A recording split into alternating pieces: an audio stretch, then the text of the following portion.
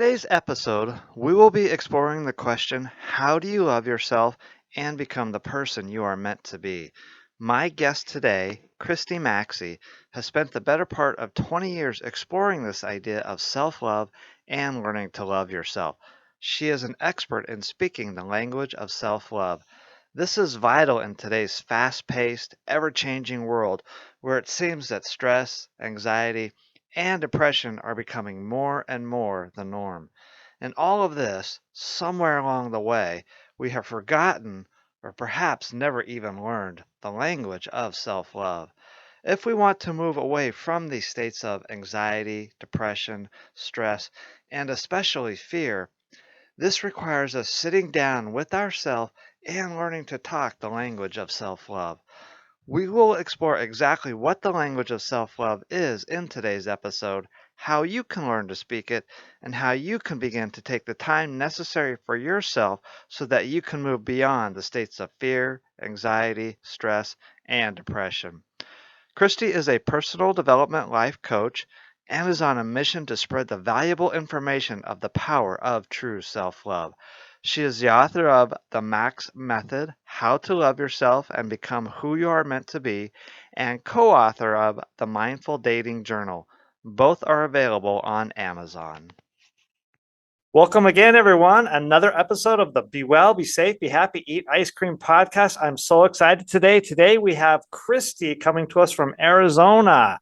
Christy, I hope you're staying nice and cool there. I know how hot it's been, and I know how hot it gets in Arizona. I used to live there. But Yeah. thank you for being here. How are you doing today? Oh, I'm great. Thank you for having me, Brad. I really appreciate it. Yeah, and I Yeah. know we were chatting off camera a little bit, and the title of your book just memorizes me. So you've got a book out. It's called How to Love Yourself and Become Who You Are Meant to Be.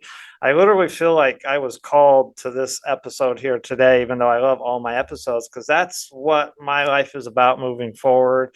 And that's what I want a big part of this podcast to be about, helping people to learn to love themselves and understand who they are meant to be. So let's just dive right into that. What can you tell us about as much as you can in like 20, 30 minutes or whatever? What can you tell Well, us about that? all right. Yeah, how exciting. I love to hear that other people are into it as well. Oh, Well, absolutely. yeah, maybe I can talk about how I got there. Well, the latter part of how I got there was I was a therapist for 20 years, and I just kept seeing common themes. And one of the common themes were we don't value ourselves. People do not, we've never been taught to love ourselves. Mm. Self-love is very misunderstood. And so I knew that when I went into coaching, I wanted to directly into that, to raising people's self-worth, first of all, knowledge, and then uncovering their true self-worth. We don't value ourselves, we don't have much emotions, which are part of who we are. And so those are my two main things. And Yeah. did you come So I across know other? there's a lot more we could talk. Yeah, oh, I'm sorry. I was just saying, did you come across other commonalities like anxiety, depression, any of that too? I know you talked a little bit about that on your website. Well, yeah, definitely. But the root of all of that is not loving ourselves, not valuing ourselves. So often I get people who come to me with a ton of anxiety. But what happens when we don't give ourselves,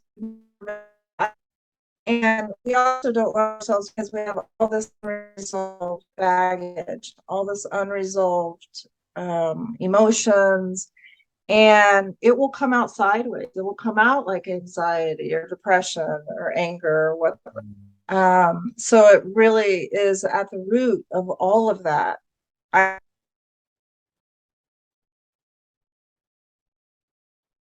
And so how do we move past all that then? You mentioned this baggage and we're carrying it around and everything. What Yeah. what's the trick to moving past that?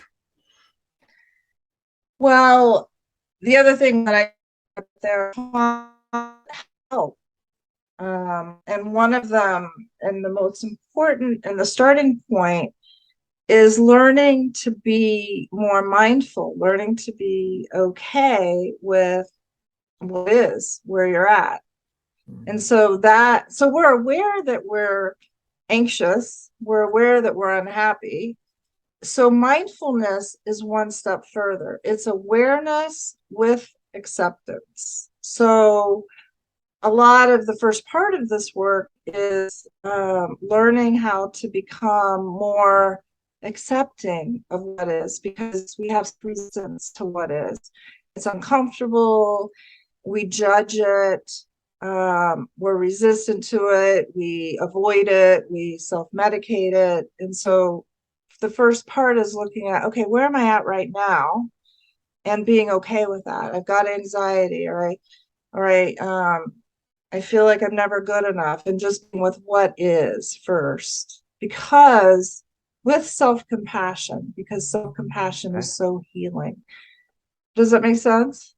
It does a little bit, uh-huh. So learning to accept like what is, like what's going on in our life right now and like who we are being right now. Is that kind of what you mean? Yeah. I mean, being, yes, definitely starting with where are you at right now? You know, I'm feeling anxious, I'm feeling unhappy, I'm feeling stuck, feeling lost, having these relationship struggles, all of that. And so a lot of the work is people that have never even looked inward, you know, so it's really allowing you to stop, look inward with compassionate curiosity rather than judgment or self-medicating and avoiding. Hmm. I've heard that a lot, this idea of looking inwards and it's an insight journey and everything. And I think so many people still don't quite understand that. How are you able to get someone to start to look inward? Um, that's a good question. So how do you start to get somebody to look inward? Um, One is so they can describe to you that they feel anxious, right? And so the Right. first step is like saying, okay, start becoming aware of where do you feel that anxiety in your body. It's your anxiety, even though it might be caused by someone else, it's yours. And so that's a big step in going inward and looking at what's going on for you. This kind of work is not about everybody else. It's not about your partner or your children or your employer. It's all about you and building that foundation of self-concept and self-acceptance and self-compassion. And then uncovering true self-worth. I know it's a lot. It's a lot. Not, no, I'm keeping up with you a little bit. But for someone who's sitting on the couch at home, I use that metaphor couch to healthy quite a bit. And they're as far away from self-love as possible, and they don't have the ability to seek professional help or, like your services for whatever reasons. How can that person start to love themselves and turn inward without that guidance of a coach or something like that? Just look in the mirror and start saying I love you, or Yeah, definitely that would help. But it's one of um, because it's really a simple framework to follow. And that first step. So my book is what happened. Maybe I'll tell you a little background. okay. When is that okay? Yeah, absolutely. Yeah. So yeah, so when I was a therapist, I've been a therapist in private practice for 20 years. And probably 4 years ago, I was going through a really rough time. I lost my sister to cancer. I was out of a relationship. We had other major tragedies in my family going on. And I just got some stress. I thought I'd go to a therapist, as I do if I'm struggling. And nothing. So I went to one and 4 or 5 sessions, and I'm like, wow, nothing's really happening here. Each session I left kind of feeling a little bit worse. So I even tried a different therapist. Same thing happened. And I thought, gosh, I was so frustrated. I left. I sat in my car after another 4 or 5 sessions and paying privately. And I sat in my car and I'm with my clients because I'm all about results. And I thought, well, that's it. I'm going to work on myself. I'm going to do it myself. And so I did. So I quit therapy and I went home, and each morning I'd get up and I'd do about an hour of work on myself. I'd go inward, I'd do mindfulness, I would look at my emotions, I'd look at my thinking, and I started healing and I started feeling better. Even at the end of that, towards the end, I was like, that's it. I'm living too small. I'm going to go into coaching. I knew I'd been thinking about coaching for several years. And that's when I decided, that's it, I'm going to coach. And so I quickly wrote down, sort of scribbled it out. What did I do? And what do I do with my clients? And it came out to an acronym for method. Method is for mindfulness, emotions, thoughts, healing, own your dreams, and do it now. So I use that as a framework for myself all the time. And I use it as a framework for my clients. And so I used it as a framework for writing a book and on how to live. So you have to become aware of where are you at right now. Okay, so I have a belief of I'm not good enough. And so, yes, as you said, one thing you could do is because what's happened is those beliefs aren't true. We adopt them as if they're true, but they're not. They're myths. And so you're really learning language. I tell people you're learning the language of self-love, and you're not used to that language. Oh, yeah. So standing in front of the mirror and saying, I am valuable, I am good enough, is a really powerful technique to changing your original language and learning the foreign language of self-love so that it becomes your new language, your first language. That's an interesting metaphor. Like self-love is a language, even a foreign language that we need to learn. I know, so like standing in front of a mirror or something like that, I'm smart enough, I'm brave enough, I'm worthy enough. A lot of people will say that, but they don't mean it. Like they don't believe it. Oh yeah. People won't even believe it at first. That's Yeah. part of the journey. But it doesn't take as long as you think if you stick with it. That's the thing. Like, I think I like to pull out the tools that I think works the quickest. I love the name of your podcast, and it ends with eat ice cream. Yeah, that's another story. Yeah. Yeah, I'd love to hear that story, but it resonates with me because I think life is meant to be enjoyed. I think life is meant to, mostly have fun, and we're needlessly suffering far too much.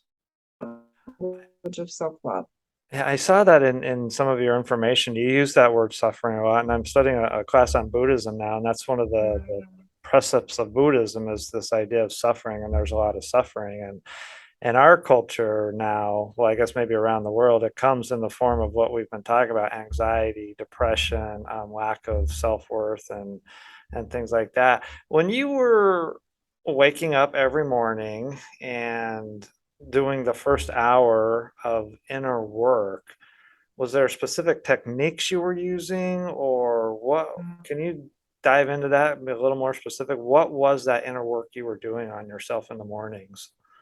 Yeah, it was really all the work that I've been doing with my clients for many years. One was just becoming more mindful of what is, my body. I was feeling a lot of exhaustion. I think it was emotional exhaustion, maybe. And so I really tended to that. That's the second, being aware of it. And then emotions is the second part of the framework.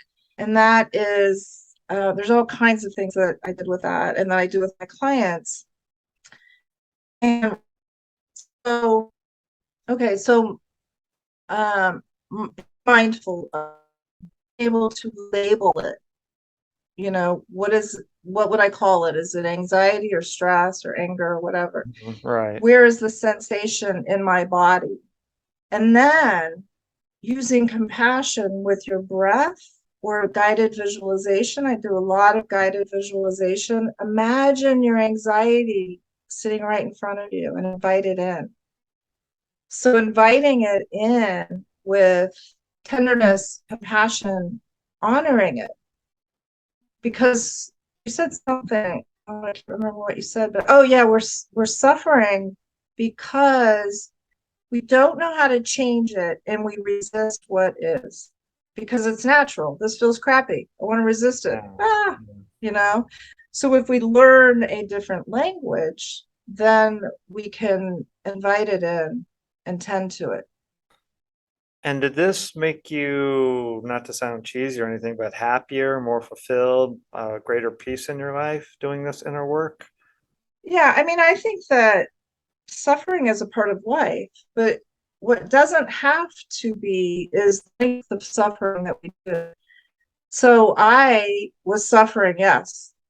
And I just didn't address it, and I was just moving forward and working and all of that. And then finally, when I addressed it with myself, that's when I started to move through it. So what happens, yeah, is of course I did. The fog was lifting, I felt better, I felt joy again. And I think when you do this work, and I can say this for myself, and a lot of the clients that I work with, you're still going to suffer. It's just not going to be as often. So it's not going to be as frequent. It's not going to be as long. It's not going to be as intense, usually. So, yeah. So when you do that work, you are going to have more joy. You are going to eat more ice cream. I'm Chocolate chip cookie dough. Right, right. You're going to, yes, you're going to have more fun in your life because you're going to be suffering a lot less. And so you asked this question, and I've talked about it on other podcast episodes, this idea of who are you? And before you went through this journey in inner work, who was Christy Maxey? And now that you've kind of come out on the other side, how would you answer that question now? Like, who is Christy Maxey? And that's I think it's really, always changing. There's always slight changes. I think that how I'm different now than what I was before, and when I was a therapist, is I am. There's a lot of similarities, but what's different is I'm releasing a lot of fears in my new business. And growing in that way. And I'm not running from a fear. I'm not hiding from it. I'm not because this work is so important to me. I want to do it. And when I was a therapist before I was doing the work, I didn't give that enough attention. I wished I would have, because I wish I would have started it 10 years ago. Yeah. Are you familiar with Ho'oponopono doctor? I think his name was Hugh Len. He talks a lot about this inner work. Ho'opono, very, very similar to what you're talking about, but he was able to basically cure an entire ward of hospital patients without ever going on site and visiting them, just by doing the inner work. And you mentioned, you wished you would have done this sooner. That just reminded me of that right there. So go ahead. Yeah, that's interesting. Like he cured a whole ward doing the work with them. Without ever setting foot in the hospital. He just knew their names and had their patient file. Yeah, just off topic a little bit, but the book is Zero Limits by Joe Vitale. Oh, okay. I think I have heard of it. Okay. Yeah, that just reminded me of your story. So much of what's going on in our society. Like, I've even talked to people that say that they do the yoga or they do the meditation or they eat healthy or they do the exercise, but it still doesn't work. They still have this fear, this stress, this anxiety. If there's one thing I think as an entire planet that we could all agree on, if there is one thing, it would be this, is that we all want to be happy. We all want a peaceful life. We all want a blissful life. And I think one reason the world's so kind of chaotic today is because we're all trying to do that externally, and we all have a different idea of what that looks like externally. But really, it's ultimately exactly what you're saying. It's doing the inner work. It's an inside job. It is. And I hear that a lot. Like I hear a lot of people that come to me and I experience the same thing. I'm going to therapy, but it's not really helping. I went to therapy for Yeah. years and I still don't like myself. Well, that's why I love my method. I'll tell you that because it addresses all of it. And it gives you the tools for the rest of your life if you use them. And so being aware of the emotions, your thinking, and do I need healing? And what do I need to do to heal that belief? So what I like about my system is it gives people a framework that's not difficult. It's the same one every time. And it's circular. So healing work, for the H is looking at where did I adopt this negative core belief of I'm not, like mine was that I was working on was I can't succeed. And so I did the work that I was doing on myself. I really focused in on that belief I can't succeed. And I did inner child guided visualization with myself. I did EMDR and changing that belief of I can't succeed. So most of the times, I think when people are still not valuing themselves, it's because they haven't cleaned up and healed negative core beliefs. Those are really, really important. Yeah, and so it's a matter of healing those core beliefs. I'm just curious, Christy, what was your underlying motivation to do this inner work? Like, what was your driving force that, said, I've got to do this inner work or else? Because I love to feel good.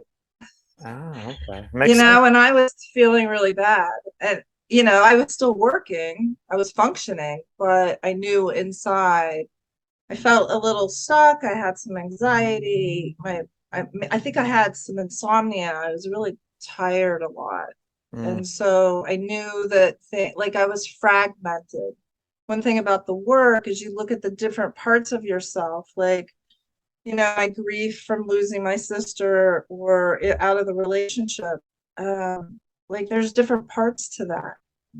When we're in struggle, there's parts of ourselves that are fragmented, and that's why we're in struggle. And so part of the work is having dialogues between those parts of ourselves, like my fear or fear of being alone, and or my anxiety or fear about moving out of therapy and into coaching. So it's being able to again be mindful. This is what's happening for me. This is what it feels like. These are the negative core beliefs around it.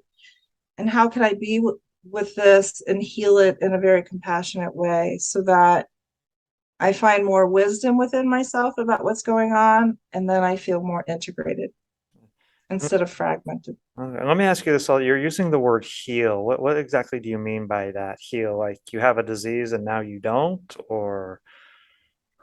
Yeah, that's well, I wouldn't go so far, to call it a disease. I Yeah. would just say that feeling, it could be a lot of things, feeling out of sorts, feeling like I'm being driven by a negative core belief instead of a more true core belief. Feeling an intense, unpleasant emotion.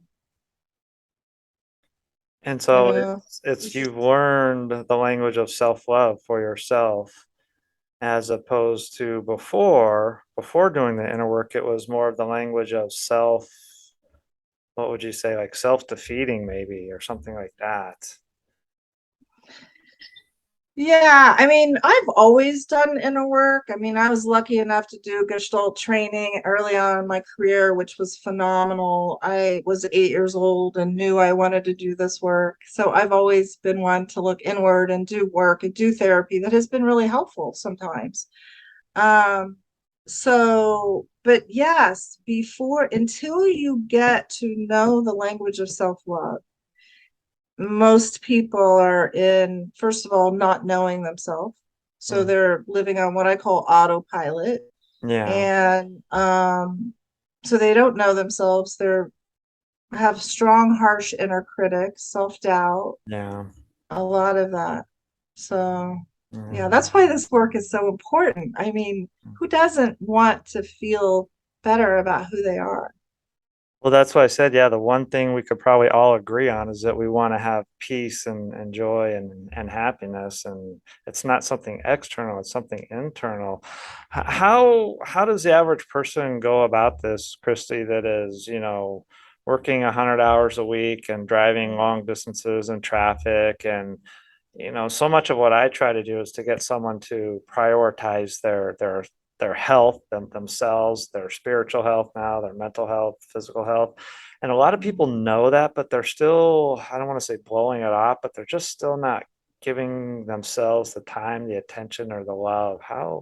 What's your thoughts on that and how to go about, I don't know, as from one coach to another, how do we get people to really say, hey, you got to prioritize yourself and you got to do this if you want this, this feeling of happiness or, just this inner bliss, I guess, to be, that thing that everybody wants to have, that happiness and all that. Yeah, such a good question. I think it's hard because some people aren't sure how to do it. So I Yeah. think so one of the things that I think is important is to find a system or find something that's going to help guide you, because that's going to help. If you have a system, I think it's going to help you get from A to B a lot quicker and a lot more painlessly. The other thing is you have to take time out for yourself, even if it's 5 minutes. Like Mhm. some things that I would do during that time I was working on for myself, I would set my timer for like 10 minutes and I would just lay there because my body felt exhausted and not well.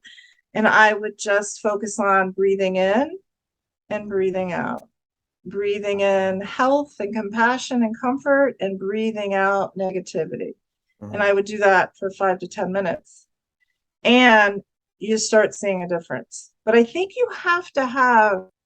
I think if you don't know, and many people don't know what to do, it just helps to have some guidelines, a system, some guidelines, one little mantra to use, and see how you feel differently. And I think that when people start seeing a little change, I don't think people have to work for an hour on themselves, even 5 to 10 minutes. I call that, yeah, take 5 to thrive.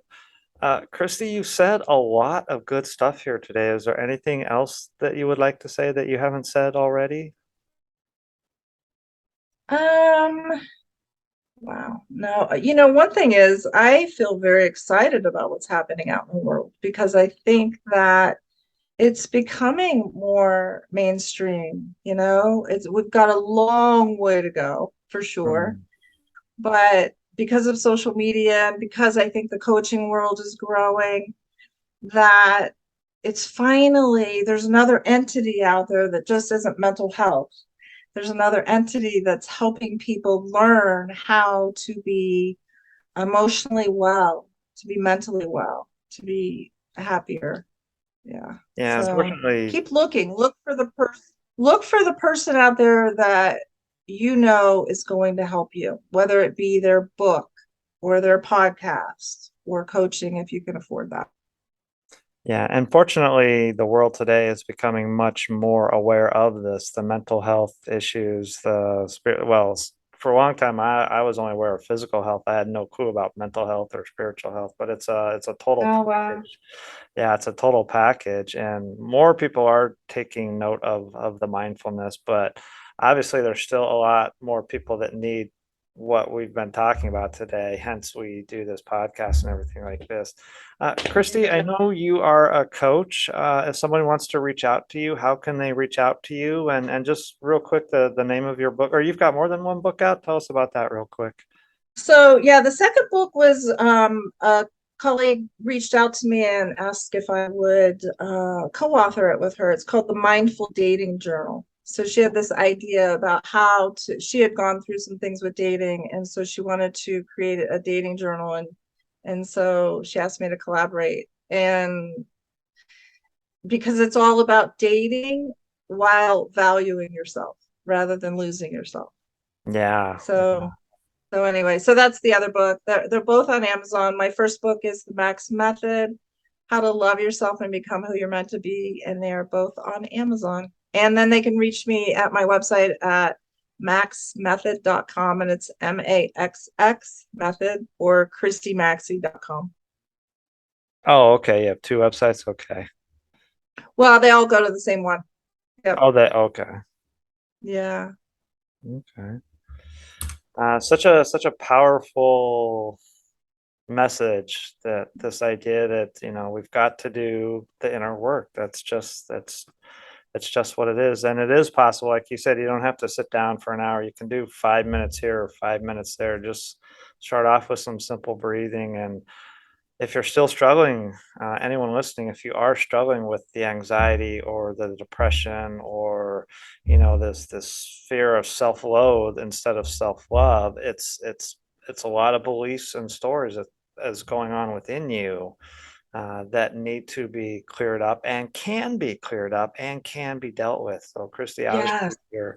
you're a shining example of someone who does that, and now you work with others to help them clear up a lot of that. So I would urge you, if you are listening and dealing with any of that, to work on yourself, or if you need help, reach out to a professional. Again, I'll put the show notes, the contact information in the show notes for Christy, maxmethod.com or christymaxey.com.